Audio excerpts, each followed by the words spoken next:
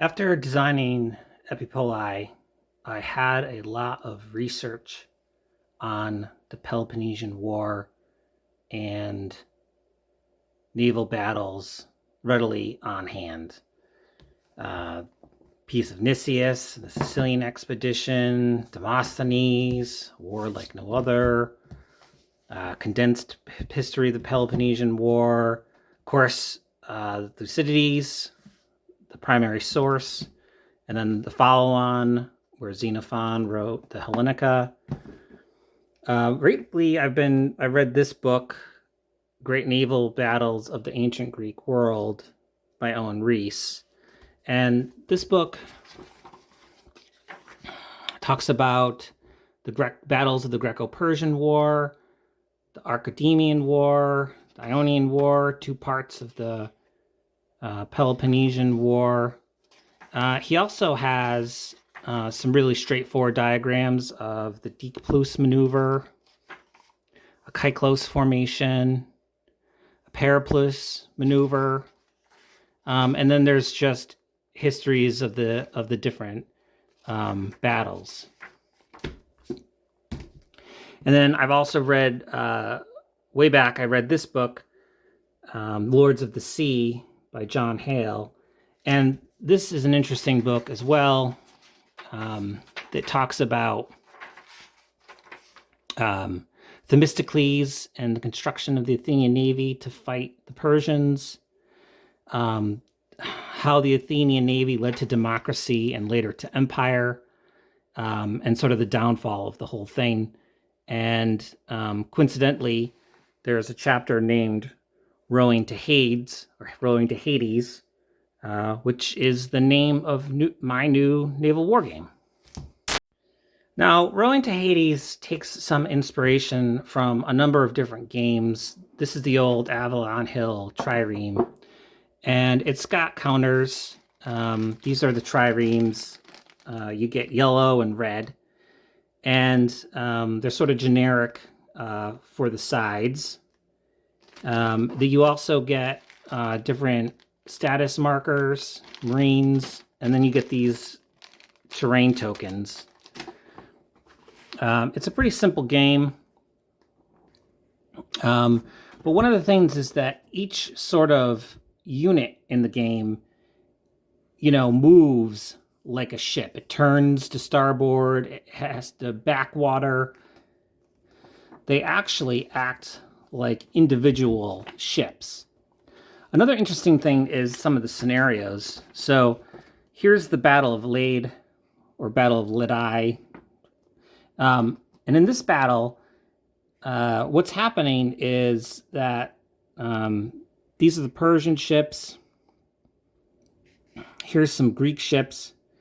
And they actually put terrain tiles down to sort of mark the boundaries, because they say this scenario shows one squadron of Chians attacking a segment of the Persian line. Another 9 or 10 squadrons to both sides were making similar attacks in the central battle, which is why an artificial shoreline is given on the map. So it doesn't really technically even have the whole battle. This one is Salamis. And again, this one isn't actually the whole battle of Salamis. This is just one section. This scenario is a reduced version of that battle, with the area of battle and ships involved a fraction of the actual action. You only get really a handful of ships. You don't get full squadrons, and you don't actually fight the entire battle. Now, there's this game, Poseidon's Warriors. This is a miniatures game, Osprey. And so you've got ships, and each squadron is, the squadrons of triremes and some of the light galleys is 5 ships in a squadron. Here's Salamis. And in Salamis, you have your force. You get the Athenians have 3 squadrons. The Spartans and allies have 2 squadrons. So you're playing with squadrons in this game. And then cut some of the battles of the Peloponnesian War.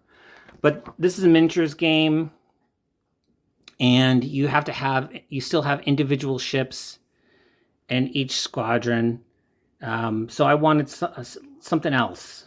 Now, I took some inspiration from Commands and Colors Ancients. Commands and Colors is blocks to represent the troops, and you play cards to activate the left, right, or center flank. And or you can do things like the whole line of troops if you have of the line command. And you can fight entire battles with this. So Rowing to Hades takes some inspiration from Commands and Colors, but more on the end of the spectrum that's closer to Battle Cry or to Battle of Hoth in its simplicity.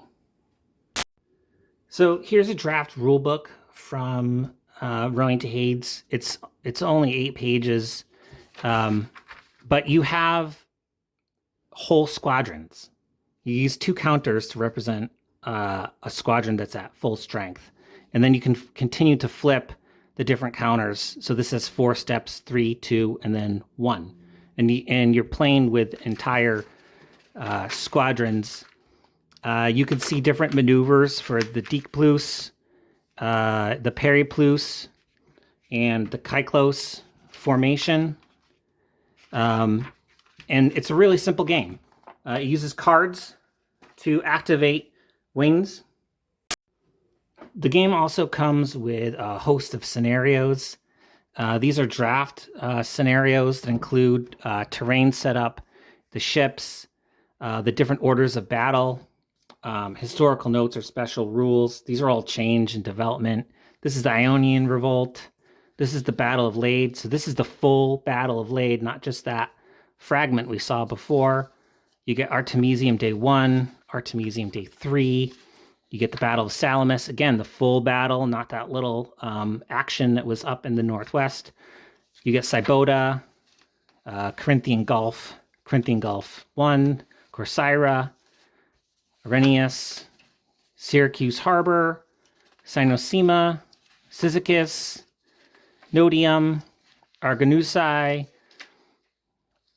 Augusta Ptolemy, and then you exit to Roman battles, and you get the Roman siege of Syracuse, which features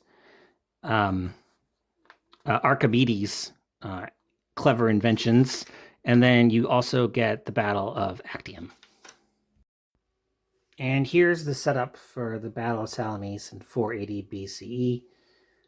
You can see there's terrain tiles. This is all prototype, handmade playtest components. These are hazards, so your ships can have to stop and they can take damage when they enter hazards. You've got land, which is impassable, and you've got different squadrons. Each unit is a full squadron, and then units are organized into wings. So on the red side, you have a blue wing of biremes, you have a yellow wing of cataphractic triremes, and you have a green wing of regular triremes. And these are the Greeks. Over here you have the Persians. You have a wing of cataphractic triremes. You've got a wing of normal triremes, and you have another wing of biremes in the rear. Typically, you gain victory points by doing damage to a squadron and eliminating it. Killing a squadron is worth a single victory point. Some of the scenarios have special rules that offer other alternatives to amassing victory points. It's typically 4 victory points to win a scenario. You play cards. The cards do not activate sections like in Command and Colors. Instead, they activate wings. So you might have a card that activates 1 squadron in a wing. So you might have a card that activates 1 squadron in this wing.